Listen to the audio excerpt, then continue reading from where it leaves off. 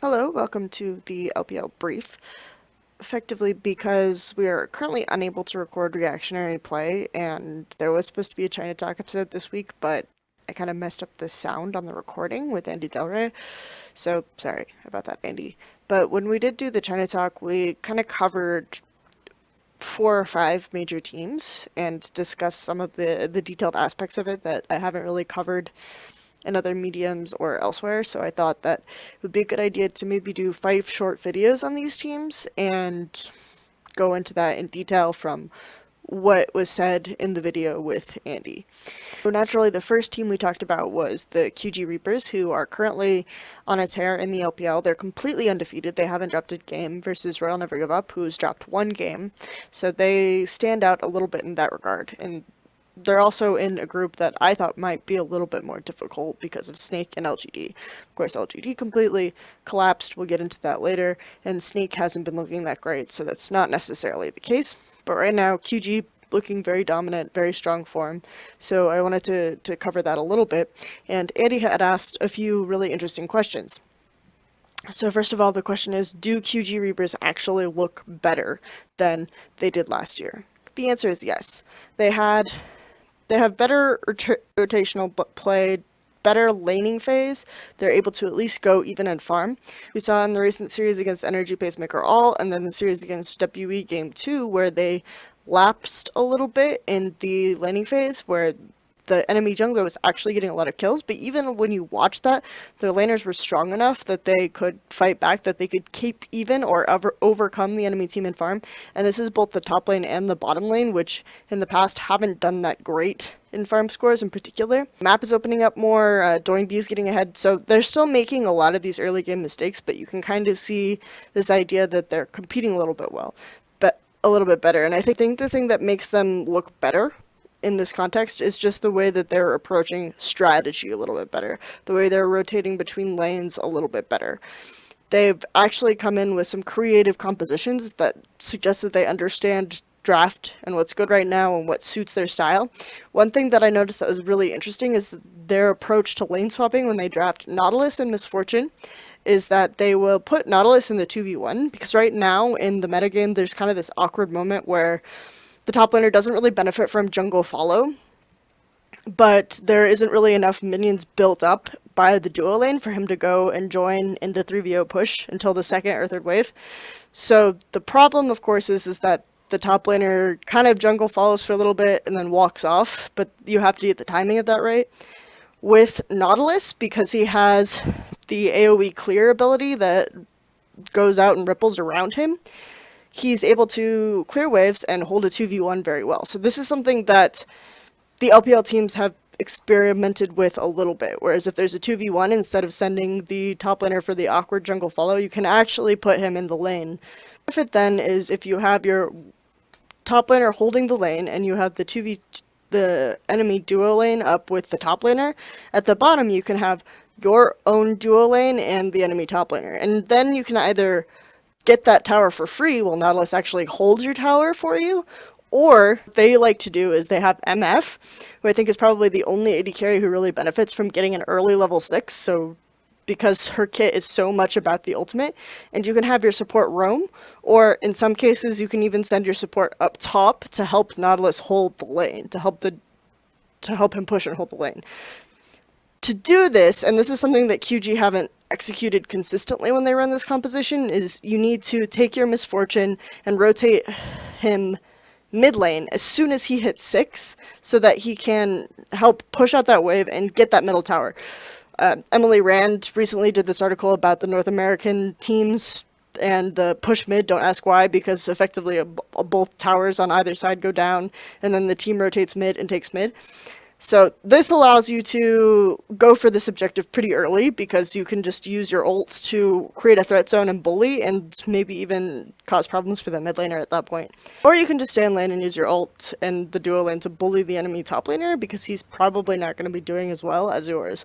Or pressure your duo to come bot and give the free turret top there. It's a really interesting idea. But I think right now it should only really work if you have a Nautilus or a Misfortune composition. There might be some other ways to do it. But anyway, the point of all that rant is that QG are experimenting their doing something creative that I think is really interesting, which is something that we didn't necessarily see them do with early game or macro style or think about the early game very much. They just sort of winged everything.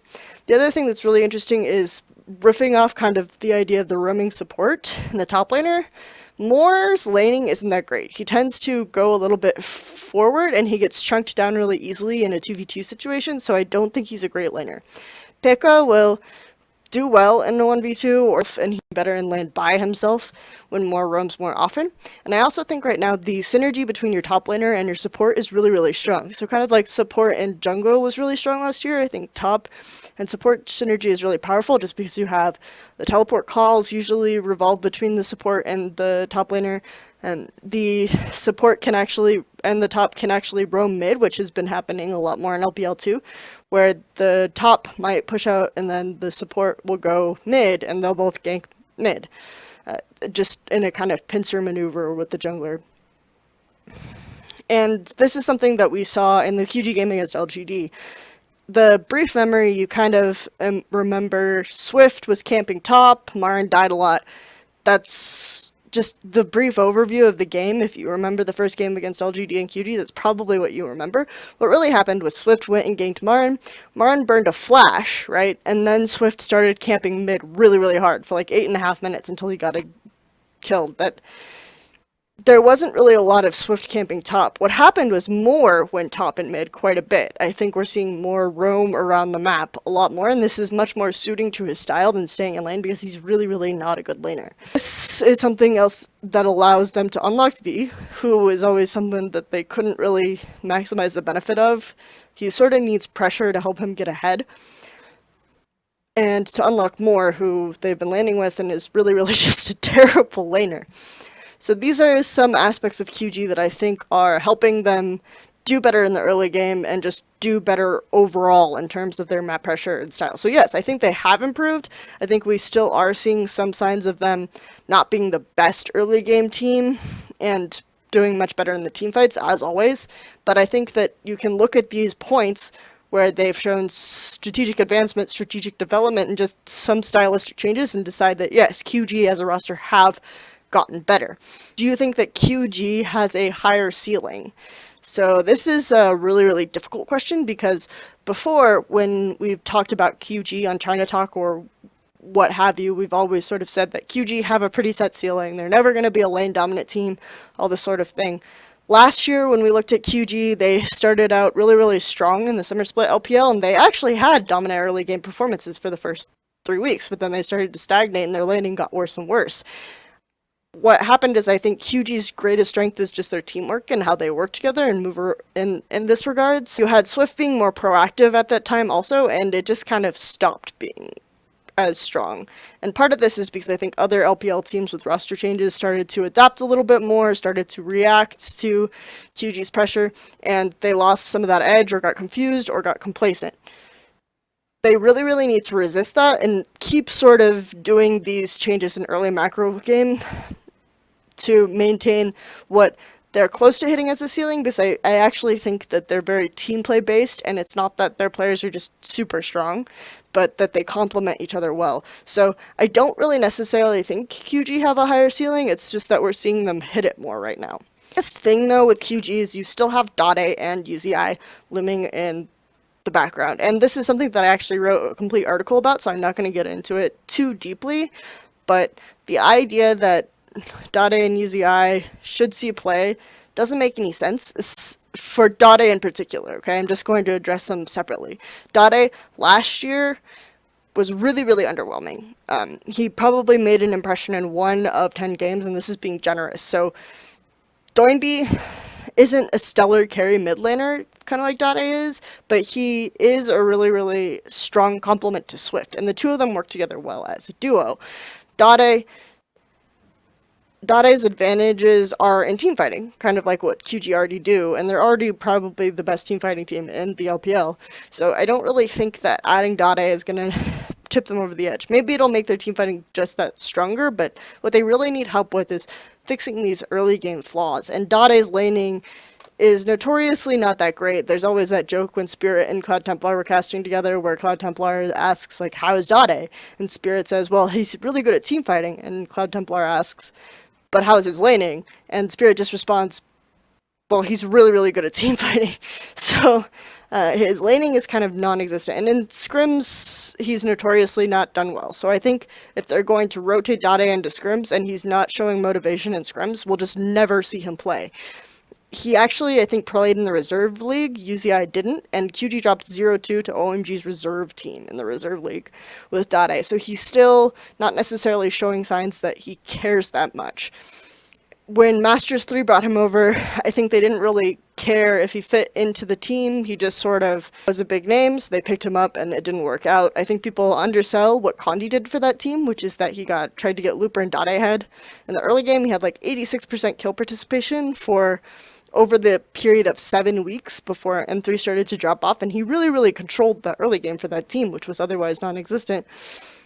And now dade is just dade. I mean, when people say that he carried Masters 3, I don't think they necessarily watched how those games unfolded, because I don't think that's true at all. To say that I don't think we'll see dade rotate into the roster, strictly speaking. What I do think needs to happen is that they can form a new jungle mid core with Tom and dade as a duo that has a certain sense of synergy. Pidgey, one of the Chinese esports journalists, kind of hinted at this a little bit, maybe, or maybe I'm just like adding intent to his words that wasn't really there when he said dade Tom cooperation. I can kind of see them trying to develop a Tom dade unit the way that Doinby and Swift have developed, not obviously in a different style. But the way Doinby and Swift has developed, I don't see dade being the type of person to just dive in when Swift does dumb stuff and bail him out the way that Doinby and Swift work together. So I don't think you should remove Doinby and keep Swift, or remove Swift and keep Doinby. I don't think that that's a good idea. UZI is a very, very different story. UZI had a great performance. He has a better early game than Peko. The difference is that when we talk about these types of strategies where Peko is self-sufficient, you obviously can't put in UZI for the same purpose. That will completely change the dynamic. It'll be a very, very bot gank-focused team. He'll probably need a new support that's more lane-oriented to complement UZI's style. So again, I think that the solution here is to try to go for like almost a sister team style setup, where you build an entirely new team around UZI. Maybe you use dade and Tom, and then you train those two teams together and you play them in scrims, and whichever team does better is the team that gets to play the important LPL matches. I think that's the way that it needs to happen. I don't think you can take parts away from this team whose main strength is teamwork and have it be super successful. Even if UZI is a better player than Peko, even if dade is a better player than Doinby, I don't think it makes sense right now for them, especially when they're being successful. If they start to look bad, then maybe we can talk about it later, but I still think the best solution isn't going to necessarily be rotating in a new player unless people start to infight and things like this, because UZI, though he's been a shot caller in the past, his strength isn't like his early macro creativity, right? His strength is going ham in lane, pulling the jungler down, which his jungler and the enemy jungler. So there are some benefits that you can see from UZI. I think that dade and UZI could weirdly complement each other if dade would play it better like he did in 2014, because dade has the late game team fighting, UZI has the laning phase.